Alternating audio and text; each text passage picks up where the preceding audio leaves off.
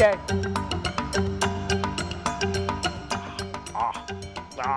That's so good. Hey, hi. Oh yeah. Lots of good links on the Twitter page today. We have to talk about this representative in North Carolina, Mike Stone. I know. How can you decide what to focus on with these North Carolina representatives going so crazed? They're scared monkeys. I know, it's hard to imagine. They've got us on the run. They're in power. Both houses controlled by Republicans in this state. The governor, Supreme Court, it's all Republicans. So, question.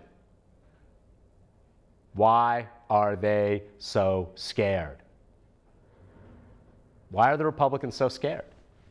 They're doing everything they can to stop you from voting and to control your vote. They're scared. They own the whole state, Carol. Art Pope's having a wet dream every night. And yet they're scared. They know they're a house of cards. They know we're coming after them next election, and the election after that, and the election after that. So they're scared. Okay, so this guy, Mike Stone, he's from Sanford. He's Lee County. He's his second term, which will be his last, I'm sure. There was a community college radio show. I'm sure you heard about this. It's at my Twitter page. It's got national attention. Mike Stone was criticized on a community college radio show by a couple journalists at Central Carolina Community College. They've been doing the show on and off since 2008. They didn't even talk about him on the air, from what I understand. They just blogged about him on their Tumblr blog. A few days after they blogged about him, Mike Stone has somebody from his office, this is a Sanford County, North Carolina Republican, call the president of Central Carolina Community College and say, is this associated with the university, with the college? And then the next day, she asked, where do they get their funding? All they did, this was not like an attack, like we'll do, Carol. He's cowardly. He acted like a cowardly, thin-skinned ass. See, parents? Parents know what I'm doing. You criticize the behavior, not the child. Not the child. He behaved like a cowardly, thin-skinned ass. How many times does Mike Stone behave like a cowardly, thin-skinned ass? If Mike Stone, the representative from Sanford, who better enjoy his second term because he's not getting a third, it's true. I betcha this is just the kind of thing that's like, okay, Mike Stone, you're out of here. Hope you like being cowardly and thin-skinned in normal life, because we're putting you off the air of Raleigh legislatures. Anyway, he called, it was not, the blog post was very reasonable. It was just a reasonable critique of some things that Mike Stone has introduced. He wants the legislature to change the way school board elections and city council in Sanford is nonpartisan.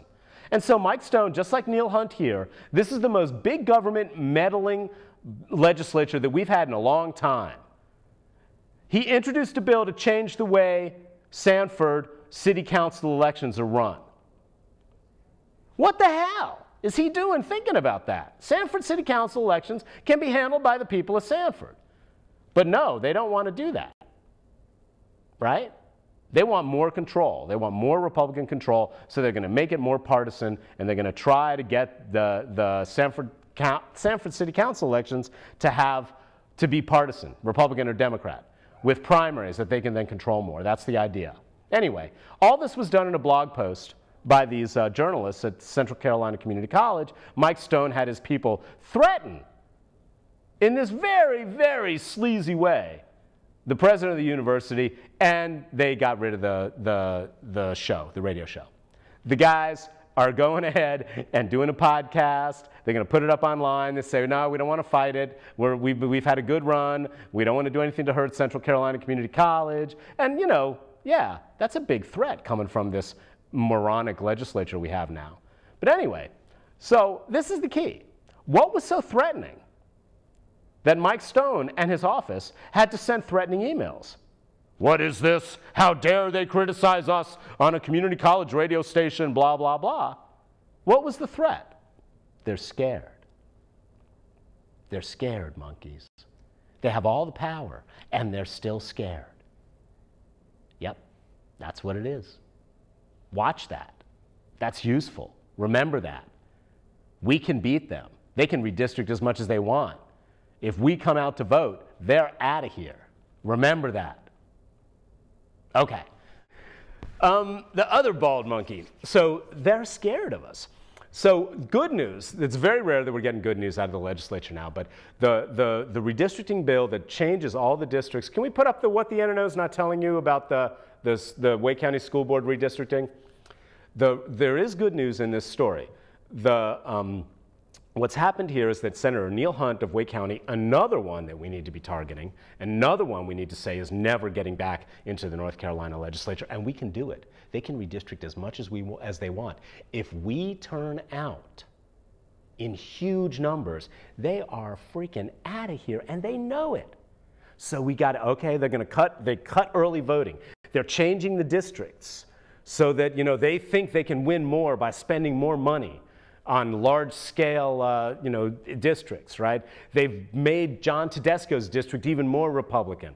They've made all these districts even more Republican, right? We can still beat them if we turn out, and they know it, because they know that their positions are extreme and minority positions, and they have to shove their opinions down our throat if they want their opinions to win, and we're not going to let them do it. So the good news, Neal Hunt. First, let's talk about the bad news. The NNO, what the NNO didn't tell you. Tae Kung Hee, I forget, I'm sorry. I should know how to pronounce your name, I'm sorry.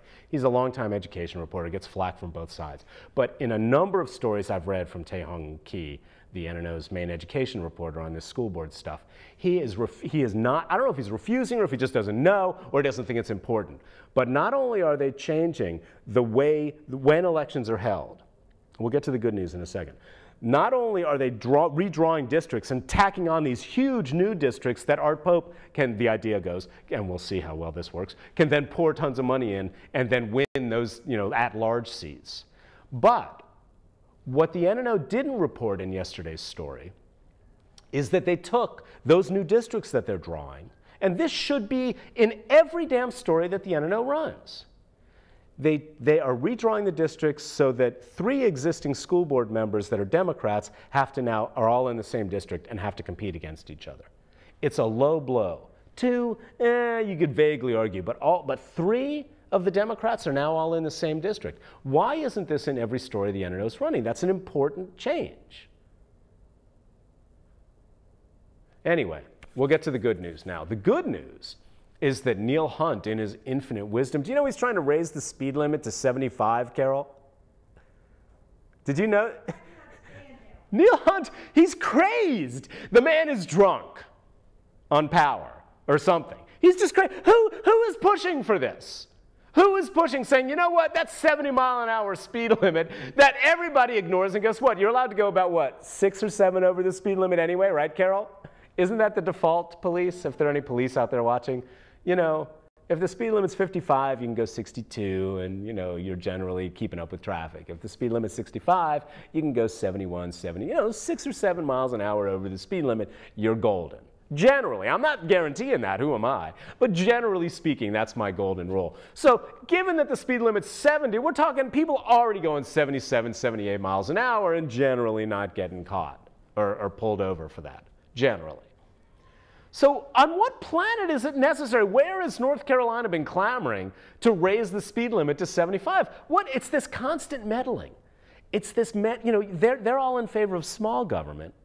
And now what we're seeing is all this micromanagement. Oh, the way Sanford City Council runs its elections is not quite right with the legislators in Raleigh now.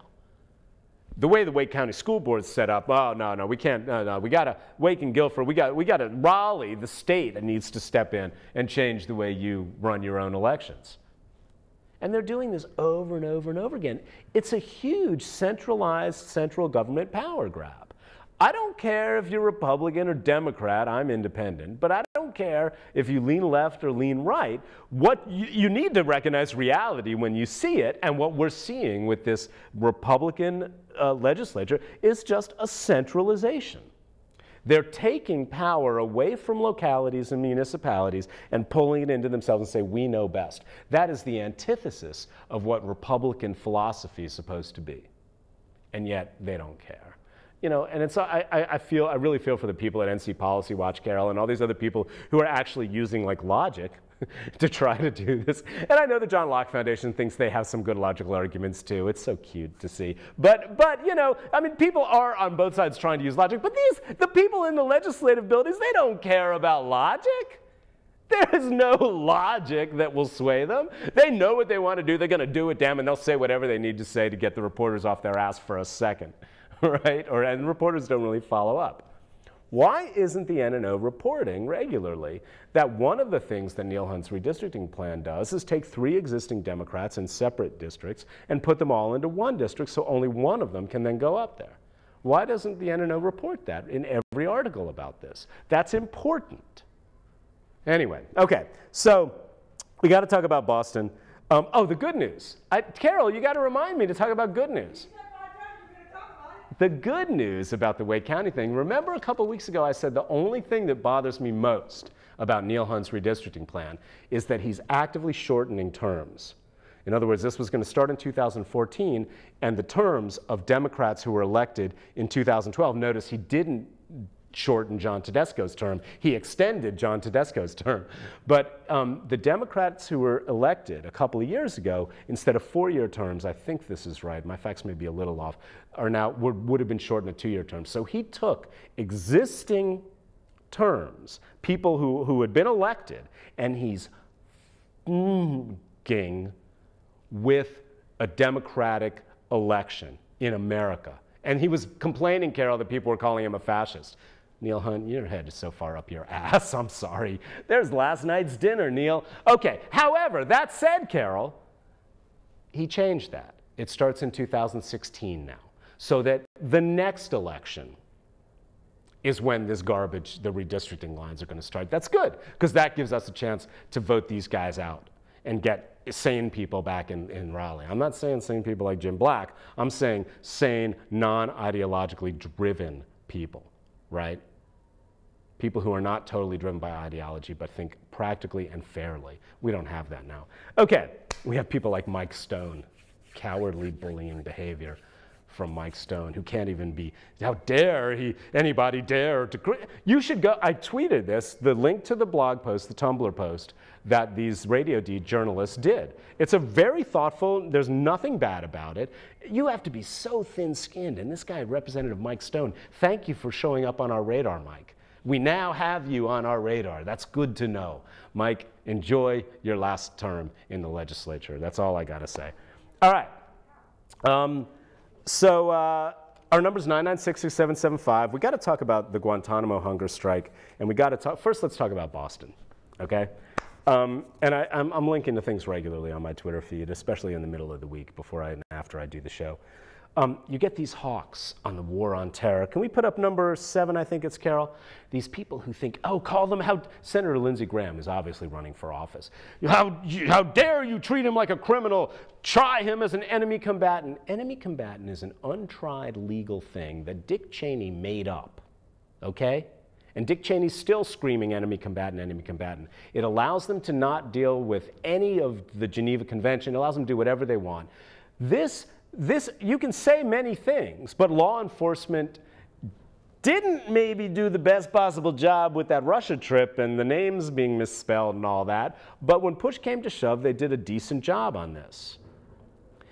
And good Lord, this guy's going to get a trial as a citizen, and he's going to go to jail for the rest of his life and possibly the death penalty. I mean, on what planet is that not going to happen? And yet still, you've got people who are using the Boston bomber, the living one, to undermine the very notion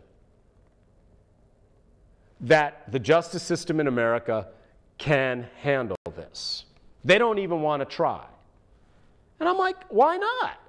We've got him dead to rights. There's no reason to throw out this weird enemy combatant thing which did not exist before Dick Cheney was vice president, people. They made it up so they wouldn't have to deal with the American justice system.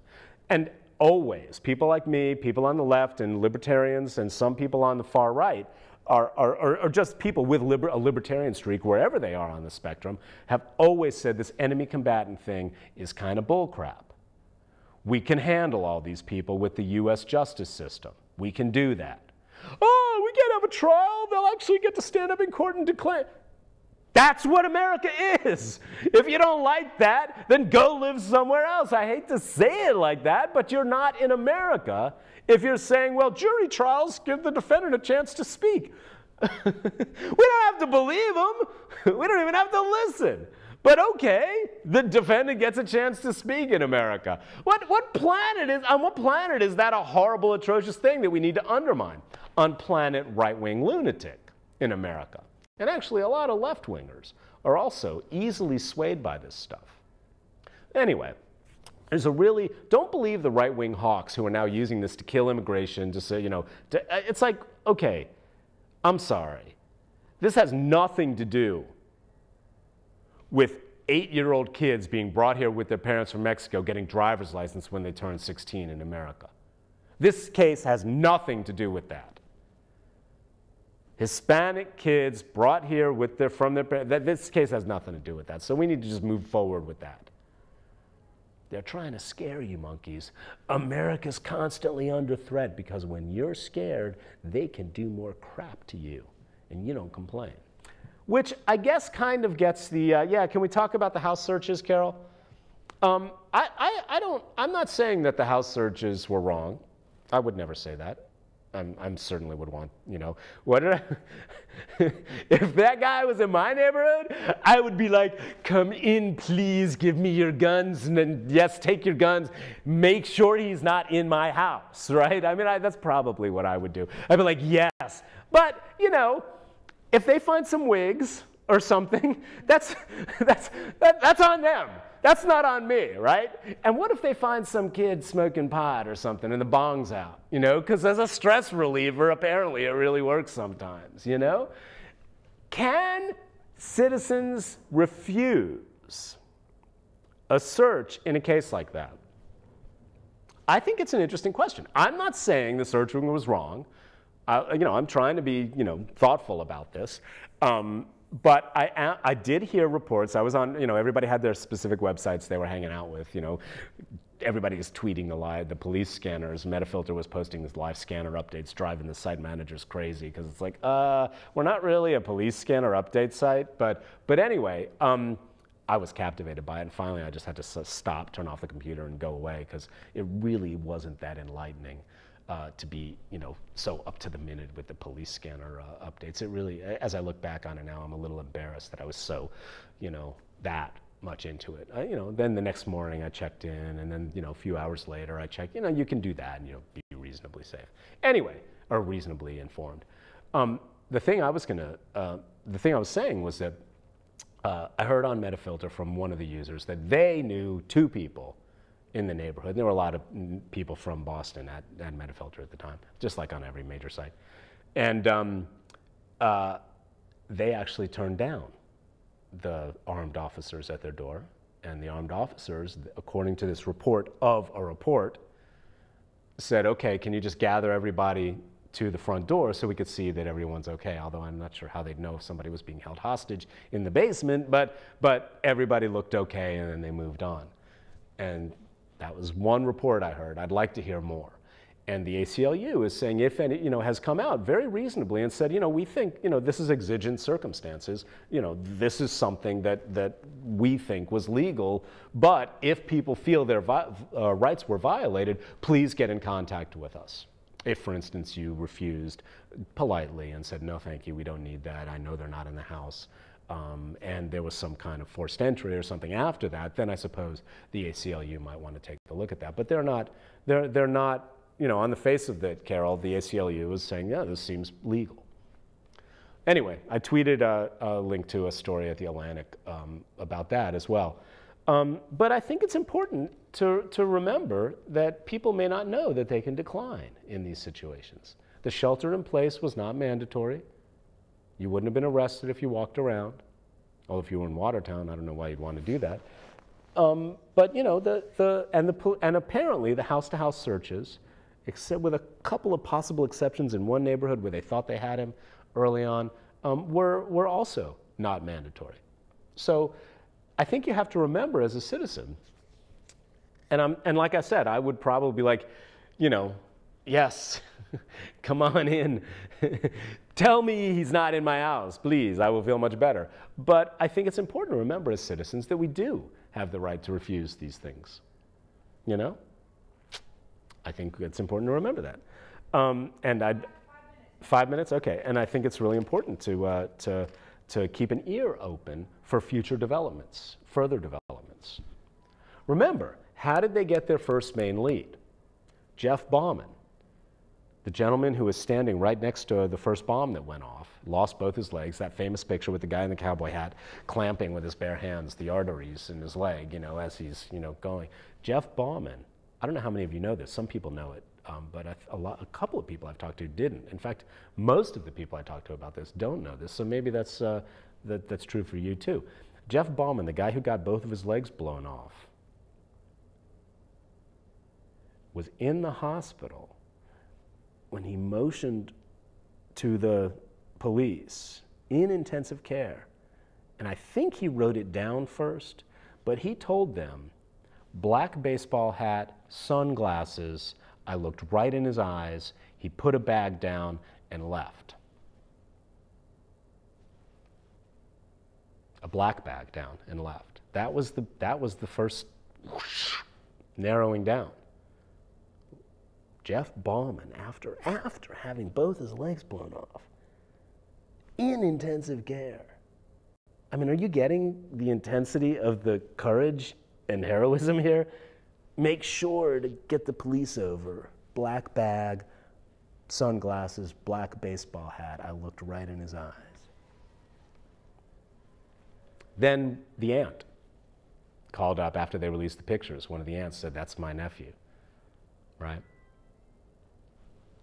That's how they did it, you know, this whole, you know, I just think it's important to keep the facts straight. And they found the guy after lifting the shelter-in-place order. That's when the guy went out to smoke a cigarette, right, and saw something was weird with his boat. He didn't see any blood, Carol. He's come out and said all the original, so much reporting was wrong in the first rounds. That's why following the police scanner is just not a good source of information. It's really not. It's exciting, I suppose, a little thrilling. You think you're in a movie or something, but the information, you know, oh, he saw blood and then, you know, blah, blah, blah. No, he didn't, you know. Anyway. All right, Guantanamo. Can we talk about Guantanamo? How much time we got? 2 minutes. You got to know what's going on with these hunger strikes.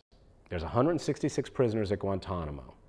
Congress is refusing to allow the release of over half of them. Are you ready? Who have been cleared by the courts for release. These are the military special secret courts that don't have all the protections of our courts. Over half of the Guantanamo prisoners now on hunger strike have been cleared for release. Over half. The problem is, we're worried that if we release them, they're going to be so mad that we've held them without trial for 10 years, Carol, 11 years now, that they're going to perform acts of terrorism, and nobody wants to be the politician who released them when they come back later. And I'm sorry, but you can't poop on the American Constitution like that. You can't poop on American democracy like that. I know they were captured in a foreign country, but half of them have been cleared. No charges, no trial, and they still got cleared for release. But Congress won't let Obama release them. And Obama doesn't want to release them because he's already got people calling him a Muslim. Imagine he releases some of these guys. 2/3 of the half who've been cleared are Yemeni. And there's problems in Yemen. Yemen doesn't want them, right? These guys have been radicalized. I'm sorry. You gotta let them go. That's why they're on hunger strike. Many of them are innocent. Half of them have been cleared. 10 seconds? 20 seconds? Anyway, I tweeted a link to an Al Jazeera article about the hunger strike, but you should read much more about the hunger strike and the nasal, feedings that go into their mouths and all this. It's horrifying, Guantanamo. It needs to be closed. End of story.